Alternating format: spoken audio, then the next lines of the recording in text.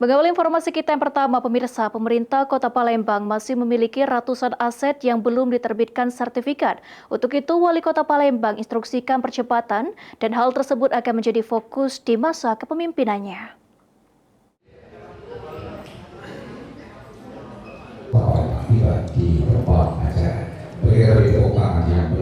Dalam penyerahan sertifikat elektronik aset barang milik daerah kepada pemerintah Kota Palembang di Rumah Dinas Wali Kota Palembang pada Senin 29 Desember, Kepala Kantor Pertanahan Kota Palembang Zamili mengatakan diserahkan sebanyak 30 sertifikat elektronik aset pemerintah Kota Palembang, sementara sebanyak 292 sertifikat elektronik akan diserahkan dalam waktu dekat.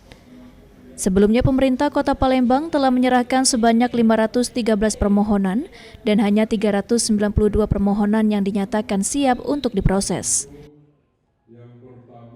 Lalu juga yang kita serahkan pada hari ini sebanyak 30 bidang tanah yang sudah berhasil terbit sertifikat elektronik.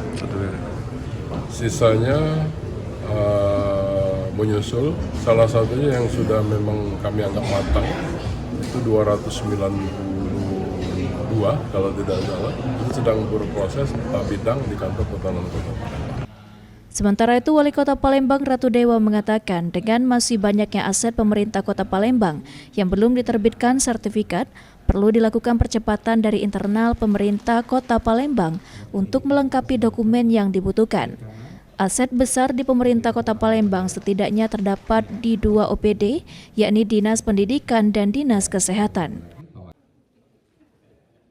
Alhamdulillah syukur saya bersama Pak Wakil hari ini menerima 30 ya, dari target sebelumnya 513, terus yang siap diberproses 392. Artinya apa? Ini adalah kita butuh percepatan, tetapi juga dari internal pemerintah kota harus kembali melengkapi beberapa dokumen yang belum begitu lengkap. Sandi Pratama, Mapal TV.